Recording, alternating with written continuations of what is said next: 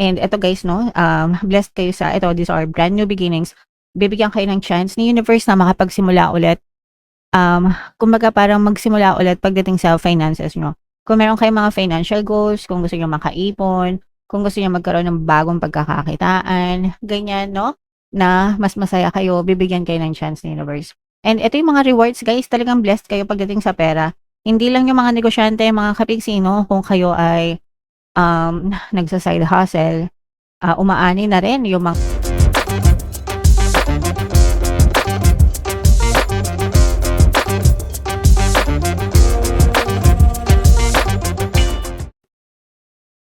hello guys, hello Taurus, welcome back to Pinay Pixie Tarot. Ang pamagat ng episode natin for tonight is mga blessings para ngayong July para sa Taurus, Sun, Moon, Rising sign, and Venus. Unahin natin tong deck na to guys. Ito yung mga angel messages para sa inyo, Taurus. So yung first message natin, we have bold mga kapiksi. Ibig sabihin nito guys, unleash your adventurous side, take risks and be daring. Maging matapang tayo, mga kapiksi, huwag kayong matakot na sumubok ng mga bagong bagay, mag-take ng mga risks, mga opportunities, sumagal kumbaga. Pero yung sugal na sugal sa buhay, hindi yung sugal na sugal guys, no? So, makipagsapalaran, yun yung ibig sabihin ng sugal, mga kapiksi. So, makipagsapalaran para umunlad, umasenso, and sumagana pa lalo yung inyong pamumuhay. Have faith in yourself, mga kapiksi. Magtiwala sa inyong sariling kakayahan, guys. Okay? Another message, start delegating. Ito guys, humingi kayo ng tulong sa mga tao sa paligid nyo. Kailangan tulong-tulong tayo guys, lalo na sa loob ng pamilya, sa loob ng tahanan. 'Di ba? Mas magaan yung pagdadala ng buhay kung lahat tayo nagtutulungan sama-sama sa pagdadala ng buhay, mga kapiksi. You can even ask your spirit guides or the divine creator to help you. Okay? Alright. And another message para sa inyo, Taurus. Ito naman, the arts. Guys, ito hindi magre-resonate sa lahat. Pero if magre-resonate ito doon sa mga kapiksi natin na may mga hilig sa mga creative arts, mga kapiksi, no? So you can express your self through your crafts, guys, no? So pagyamanin nyo yung inyong mga talento sa larangan ng sining, kasi for some of you, pwede nyo magamit yan sa inyong pamumuhay, guys. Okay? Alright. So, comment down below if naka-resonate kayo dyan. Ito naman, guys, ay love message, no? Love message or love advice para sa inyo. Wag masyadong selfish. Bigyan mo siya ng space. Yung relationship, dapat hindi umiikot sa inyo lang yung relationship or hindi umiikot sa inyo lang kayong dalawa. Dapat meron kayong buhay, kanya-kanya, di ba? Outside the relationship para magkaroon din kayo ng growth, mga kapiksi. So, wag niyong ikulong yung bawat isa sa relationship lang. Guys, kailangan nyo ring mag-grow as individual. Wag mong sisihin ang iyong sarili. In fact, guys, wag nang magsisihan, no? Walang patutunguhan yung pagsisisi or yung turo-turo, blaming fingers, ganyan. Walang patutunguhan yan, guys, okay? And wag ma-insecure. Be confident sa sarili mo. Yung insecurity, guys, yung mga selos, yung mga duda, no? Nag-uugat yan dahil sa mga insecurities, guys. And ang gamot dyan sa insecurity is maayos na self-concept, self-love, guys. Kapag inaayos mo yung sarili mo, inaalagaan mo yung sarili mo, wala kang dahilan para ma-insecure, therefore wala kang dahilan para pagdudahan yung partner mo, yung person mo, because you feel so confident and so secure about yourself, kaya naiiwasan yung mga selos-selos at duda. So, ibig sabihin, ayusin nyo yung sarili nyo, alagaan nyo yung sarili nyo para hindi kayo kuda ng kuda dun sa mga person nyo, guys. Okay? Alright. So, comment down below, guys, if feeling nyo naka-resonate kayo dyan. Ito naman ay so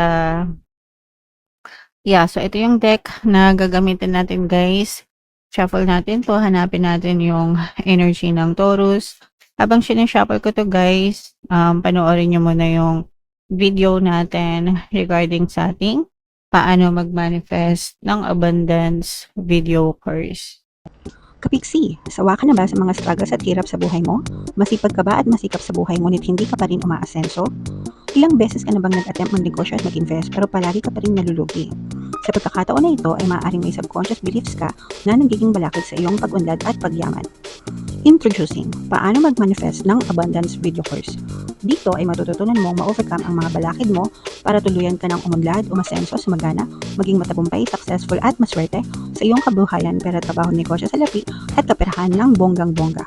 Dali, mag-send na ng email sa pinoypixitaro@gmail.com at simulan na ang iyong pagyaman ngayon. Alright, so sa lahat ng gusto mag-avail ng course, guys, meron tayong paano mag-manifest ng abundance video course, paano mawala ang third party at magkaroon ng harmonious na relationship, paano pabalikin si ex, revise, breakup. Sa mga interesado, guys, mag-send lang kayo ng email sa pinoypixitaro@gmail.com. And sa mga naghahanap ng pampaswerte, guys, meron tayong money shaker jar. Ito yun, guys, no? Super liit na bote nito pero super effective, super powerful, mga kapixi. So, sa mga gustong swertehin, ito yung ating WhatsApp number, guys. Chat nyo lang ako dyan. So, Taurus kayo ay represent ng Queen of Pence. This is both positive and negative. Yung negative, guys, it's either yun yung pwedeng negative experience nyo or mga balakid sa mga blessings nyo, guys. And yung positive naman, yan naman yung mga potential na blessings nyo. So, unahin natin yung negative dito, guys. Ito yung babala, guys, na maaari kayong ma-scam, maloko. Mag-ingat kayo sa mga this is deception energy. So, pag sinabing deception, panloloko, no? So, mag-ingat kayo sa mga manloloko. Mag-ingat kayo sa mga pinagkakatiwalaan nyo. Pwede kayong ma-scam sa pera, guys. Pwede rin kayong ma-scam sa love. Ibig sabihin, sa person, sa romance, mga kapikti. Pero, I'm not sensing na love ito. This is more on finances, mga kapiksi. Kasi, for some of you, nag-overthink kayo, mga kapiksi, no? Overthinking. Yung iba, umaabot kayo sa point na maaari kayong ma-depress, guys, dahil sa mga scam na maaaring ma-experience nyo. Scam sa pera ito, guys. So, mag-ingat kayo sa mga pinagkakatiwalaan nyo, mag-ingat kayo sa mga transaksyon, sa mga negosasyon na ginagawa nyo, guys. So, be very careful, mga kapiksin. Okay? Alright. Sa positive naman, ito yung mga blessings sa relationship, guys, no? So, for some of you, this is a very harmonious relationship. Swerte yung iba sa inyo kasi, for some of you, kung masaya yung relasyon nyo ngayon, Taurus, it's because yung person mo, loyal siya sa'yo. This person is very loyal to you, mga kapiksi, and nararamdaman mo yung TLC na tinatawag, no? Tender love and care ng person mo. You may be dealing with a person na very affectionate, guys. Pag sinabing affectionate, talagang ano yan, showy, no? Sinasabi nila kung ano talaga yung nararamdaman nila towards you, mahal nila kayo. They want to take care of you, they want to let you know talaga kung ano yung totoong nararamdaman nila sa inyo. So, hindi kayo magsi-second guess dito sa person na to because this person is so in love with you and loyal sa inyo, guys. So, that's one blessing. For some of you, guys, no? Ito manganganak yung inyong negosyo. Kung may mga negosyo kayo, guys. So, pag sinabing nanganganak yung negosyo, lumalago, nag-e-expand, pwedeng may chance din na yung iba sa inyo ay mag-expand, magkaroon ng another branch, no? So, kung physical, kung meron kayong mga physical store, mga tindahan, ganyan, parang yung iba, dahil nag-expand nga, pwedeng nag-open kayo ng mga other branch. Kung kayo naman ay mga, let's say, online seller, ganyan, parang dumadami yung mga resellers nyo, di ba? Uso yung mga ganon. May mga resellers, may mga distributors, yan. Kasi nga lumalago yung inyong business, mga kapiksi. So, you are so blessed, guys, pagdating sa mga negosyo nyo, mga kapiksi.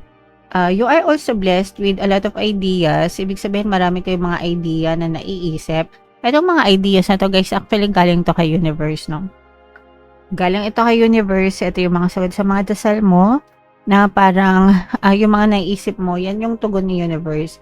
Ibig sabihin, itry mo yan, gawin mo yan, pagplanuhan mo yan kasi maaaring magbigay yan ng opportunity sa'yo para parang sagot sa mga dasal mo nga. Okay? Alright, so i-mind mo na yan, guys, sa comment section, yung mga swerte na yan, yung mga paglago, pag-unlad, pag-asenso ng negosyo. Ito naman, guys, ito mag-ingat kayo sa pag-travel nyo, guys, no, ngayong panahon na to, especially uso yung mga bagyo, no. So if you have travel plans at mataon ng bagyo, much better na i-cancel nyo na lang, mga kapiksi, para iwas aksidente, guys, kasi imbis na maging ma-okay, imbis na ma-enjoy nyo yung mga travel nyo, baka ma-aksidente pa or baka may mangyari lang na hindi maganda. So much better if in case may travel plans kayo and may natapat ng bagyo, guys, mas mabuting ipagpaliban or i-reschedule nyo na lang muna pansamantala. Okay? And eto, guys, no, blessed kayo sa ito. These are brand new beginnings. Bibigyan kayo ng chance ni universe na makapagsimula ulit. Kumbaga parang magsimula ulit pagdating sa finances nyo. Kung meron kayong mga financial goals, kung gusto nyo makaipon, kung gusto nyo magkaroon ng bagong pagkakakitaan, ganyan, no? Na mas masaya kayo, bibigyan kayo ng chance ni universe. And ito yung mga rewards, guys, talagang blessed kayo pagdating sa pera. Hindi lang yung mga negosyante, mga kapigsino, kung kayo ay nagsa-side hustle, umaani na rin yung mga bunga ng mga pagsisikap nyo. Sa mga empleyado, mga kapiksi, pwedeng naghahangad kayo na ma-promote, no, sa inyong mga trabaho. Basta pinagbubutihan nyo ang inyong trabaho, guys, may chance na makita kayo ng positibong resulta dyan, guys. Okay? So, pero overall, guys, maganda naman yung energy nyo, both sa pera at saka sa relationship, guys. Parehas kayong blessed. Although mag-ingat lang kayo kasi nga merong deception energy na umaalagid sa inyo. Alright? So comment down below if naka-resonate kayo dyan. Ito, guys, this is additional message. Balance, guys, no? Ilagay lang sa tamang balanse ang lahat sa buhay nyo, guys. 'Di ba? Lahat ng sobra, masama. Lahat ng kulang, masama din. So, tamang balanse lang. Ilagay sa moderation, ilagay sa tamang balanse. Ang lahat ng nangyayari sa buhay nyo, Taurus, okay? Alright. So, yeah. Comment down below if naka-resonate kayo dyan, mga kapiksi. And lahat na maganda, i-claim nyo na, i-mail nyo na sa comment section. For more tarot readings, ito yung playlist nyo, guys. Ito naman yung ating success stories ng paano mag-manifest ng abundance video course. Panoorin nyo itong video natin, guys, about money shaker jars. Thank you for liking, sharing, and subscribing. See you next time. I love you all, guys. Have a nice day. Bye-bye.